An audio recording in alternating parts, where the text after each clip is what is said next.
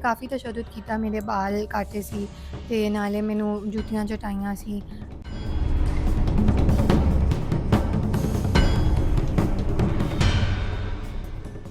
ਦਾਨਿਸ਼ ਉਹ ਮੈਨੂੰ ਪ੍ਰਪੋਜ਼ਲ ਕਰਦਾ ਸੀ, ਉਹ ਮੈਨੂੰ ਕਹਿੰਦਾ ਸੀ ਤੂੰ ਮੇਰੇ ਨਾਲ ਸ਼ਾਦੀ ਕਰ ਲਾ, ਮੈਨੂੰ ਮਜਬੂਰ ਕਰਦਾ ਸੀ ਉਸ ਗੱਲ 'ਤੇ। अस्सलाम वालेकुम, मैं मौज़म जट ते तुसी वेख रहे हो जुर्म कहानी। अज दी जुर्म कहानी जिदे विच सोशल मीडिया ते एक वीडियो वायरल हुई सी जिदे विच खतीजा नामी कुड़ी कोलों जुत्तियां चटाइयां जा रही सी और ओदे तो बाद ओदी वीडियो सोशल मीडिया ते पा दित्ती सीगी। 4 साल अज तो पहले केस सीगा, अज एदा फैसला आया। फैसले दे विच ਜਿਹੜਾ ਮੁਲਜ਼ਮ ਸੀਗਾ ਸ਼ੇਖ ਦਾਨਿਸ਼, ਉਹਨੂੰ ਸਜ਼ਾ ਹੋਈ ਤੇ ਨਾਲੇ ਉਹਨੂੰ ਜੁਰਮਾਨਾ ਹੋਇਆ। ਇਹਦੇ ਹਵਾਲੇ ਨਾਲ ਅਸੀਂ ਡਾਕਟਰ ਖਤੀਜਾ ਜਿਹੜੀ ਹੈ ਵਾ, ਜਿਹੜੀ ਕੁੜੀ ਨਾਲ ਸਾਰਾ ਵਕੂਆ ਹੋਇਆ ਸੀ, ਉਹਦੇ ਨਾਲ ਗੱਲਬਾਤ ਕਰਾਂਗੇ। ਕਿੰਜ ਸਾਰਾ ਵਾਕਿਆ ਆਇਆ ਸੀ, ਕਿੱਥੋਂ ਕਹਾਣੀ ਸ਼ੁਰੂ ਹੋਈ ਸੀ ਤੇ ਕਿੱਥੇ ਖਤਮ ਹੋਈ ਸੀ।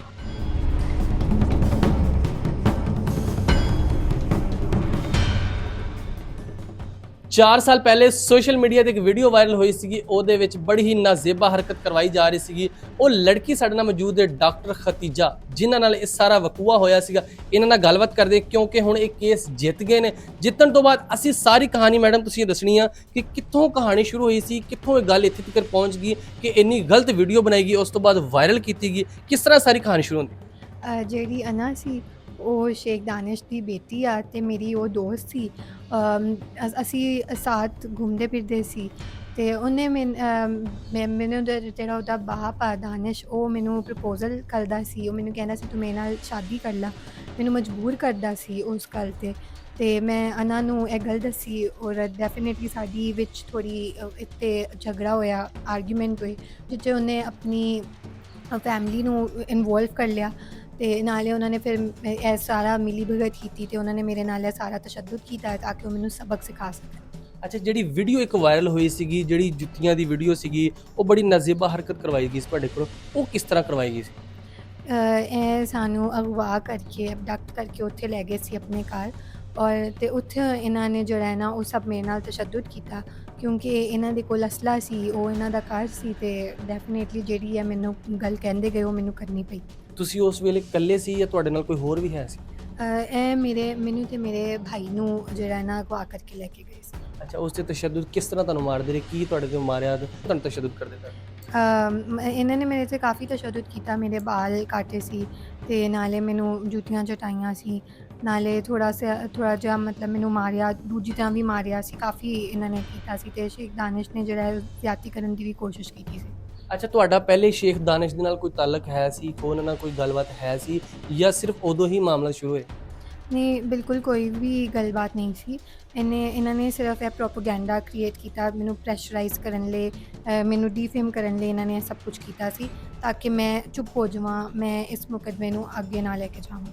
ਅੱਛਾ, ਹੁਣ ਇਹ ਕਿਸ ਤਰ੍ਹਾਂ ਮੁਕੱਦਮਾ 4 ਸਾਲ ਤੁਸੀਂ ਲੜਿਆ, ਬੜੀ ਤੁਹਾਡੀ ਹਿੰਮਤ ਹੈਗੀ ਆ ਕਿ ਸੁਲ੍ਹਾ ਵਾਸਤੇ ਤੁਹਾਨੂੰ ਕਾਫੀ ਆਫਰਾਂ ਆਉਂਦੀਆਂ ਰਹੀਆਂ ਹੋਣੀਆਂ, ਸੁਲ੍ਹਾ ਕਰ ਲਓ। ਜੀ ਡੈਫੀਨੇਟਲੀ ਬਿਲਕੁਲ ਆਉਂਦੀਆਂ ਰਹੀਆਂ ਨੇ ਤੇ ਮੈਂ ਵੀ ਇਸ ਗੱਲ 'ਤੇ ਡਟ ਗਈ ਸੀ ਕਿ ਮੈਂ ਨਹੀਂ ਸੁਲ੍ਹਾ ਕਰਨੀ, ਮੈਂ ਇਹਨਾਂ ਨੂੰ ਸਜ਼ਾਵਾਂ ਹੀ ਕਰਾਉਣੀ। ਅੱਛਾ, ਸੁਲ੍ਹਾ ਦੇ ਵਿੱਚ ਤੁਹਾਨੂੰ ਪੈਸਿਆਂ ਦੀ ਆਫਰ ਕੀਤੀ ਗਈ, ਕਿੰਨੇ ਕੁ ਪੈਸਿਆਂ ਦੀ ਆਫਰ ਕੀਤੀ ਗਈ? ਮੁਖਤਲਿਫ ਆਫਰਾਂ ਸੀ, ਮਤਲਬ ਤਕਰੀਬਨ 10 ਸੇ 50 ਕਰੋੜ ਤੱਕ ਥੀ। ਮਤਲਬ ਇੰਨੀ ਆਫਰ ਕਰਵਾ ਰਹੇ ਸੀ ਤੁਹਾਨੂੰ? ਜੀ ਬਿਲਕੁਲ। ਤੁਸੀਂ ਅੱਗੋਂ ਕਹਿਤਾ ਕਿ ਮੈਂ ਨਹੀਂ ਪੈਸੇ ਲੈਣੇ? ਹਾਂਜੀ, ਮੈਂ ਇਹੀ ਕਿਹਾ।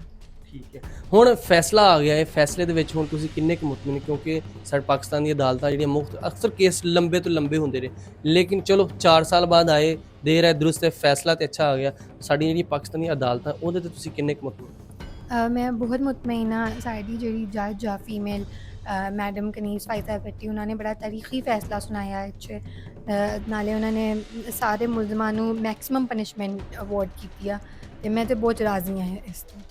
ਤੇ ਹੁਣ ਅੱਗੇ ਤੋਂ ਤੁਸੀਂ ਕੀ ਕਹਿਣਾ ਚਾਹੁੰਦੇ, ਜਿਸ ਤਰ੍ਹਾਂ ਤੁਸੀਂ ਆਪਣੀ ਦੋਸਤ ਦੇ ਨਾਲ ਉਹਨਾਂ ਦੇ ਘਰ ਗਏ ਸੀਗੇ, ਜਿਹੜੀਆਂ ਕੁੜੀਆਂ ਵਾ ਤੁਹਾਡੇ ਹਮ ਉਮਰ ਦੀਆਂ ਕੁੜੀਆਂ ਵਾ, ਉਹਨਾਂ ਨੂੰ ਤੁਸੀਂ ਕੀ ਮੈਸੇਜ ਦੇਣਾ ਚਾਹੁੰਦੇ? ਅਗਰ ਤੁਸੀਂ ਕਿਸੇ ਦੇ ਘਰ ਜਾਂਦੇ ਤੁਹਾਡੇ ਨਾਲ ਇਸ ਤਰ੍ਹਾਂ ਦਾ ਕੋਈ ਵਾਕਿਆ ਹੁੰਦਾ, ਉਹ ਕੀ ਕਰਨ?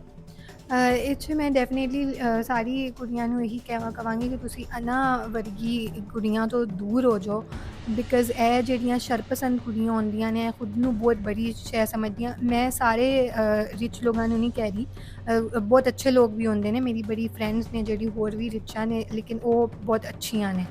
ਤੇ ਜਿਹੜੇ ਅਨਾ ਹੈ ਉਹ ਹੋਰ ਨੇਚਰ ਦੀ ਕੁੜੀਆਂ ਨੇ, ਇਹਨਾਂ ਦੀ ਫੈਮਿਲੀ ਦੇ ਬਾਰੇ ਵੀ ਇਹੀ ਗੱਲਾਂ ਨੇ, ਇਹਨਾਂ ਦੀ ਫੈਮਿਲੀ ਇਸ ਤੋਂ ਕਰਕੇ ਬਦਨਾਮ ਆ ਸਿਟੀ 'ਚ।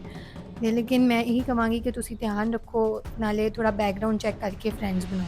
ਬਹੁਤ ਸ਼ੁਕਰੀਆ। ਲੋ ਤੁਸੀਂ ਸੁਣੀ ਸਾਰੀ ਕਹਾਣੀ ਸੁਣ ਲਈ। ਡਾਕਟਰ ਖਤੀਜਾ ਜਿਨ੍ਹਾਂ ਦੀ 4 ਸਾਲ ਪਹਿਲੇ ਇੱਕ ਨਾਜ਼ਿਬਾ ਜੀ ਵੀਡੀਓ ਬਣੀ ਸੀ, ਬਹੁਤ ਹੀ ਗਲਤ ਹਰਕਤ ਉਹਦੇ ਵਿੱਚ ਕਰਵਾਈ ਗਈ ਸੀਗੀ। ਵੀਡੀਓ ਬਣਾ ਕੇ ਬਕਾਇਦਾ ਤਸ਼ੱਦਦ ਕੀਤਾ ਸੀ, ਤਸ਼ੱਦਦ ਕਰਕੇ ਵੀਡੀਓ ਵਾਇਰਲ ਕਰ ਦਿੱਤੀ ਸੀ। ਵਾਇਰਲ ਤੋਂ ਬਾਅਦ ਉਹਦੇ ਤੇ ਐਕਸ਼ਨ ਹੋਇਆ, ਅਦਾਲਤ 'ਚ ਕੇਸ ਚੱਲਿਆ, FIR ਦਰਜ ਹੋਈ। ਅੱਜ ਉਹਦਾ 4 ਸਾਲ ਬਾਅਦ ਉਹਦਾ ਫੈਸਲਾ ਆਇਆ, ਜਿਹਦੇ ਵਿੱਚ ਜਨਾਬ ਸਜ਼ਾਵਾਂ ਹੋਈਆਂ ਤੇ ਨਾਲੇ ਉਹਨਾਂ ਨੂੰ ਕਰੋੜ ਰੁਪਇਆ, 1 ਕਰੋੜ ਤੋਂ ਕੁਛ ਉੱਤੇ ਪੈਸੇ ਜਿਹੜੇ ਉਹਨਾਂ ਨੂੰ ਜੁਰਮਾਨਾ ਵੀ ਹੋਇਆ।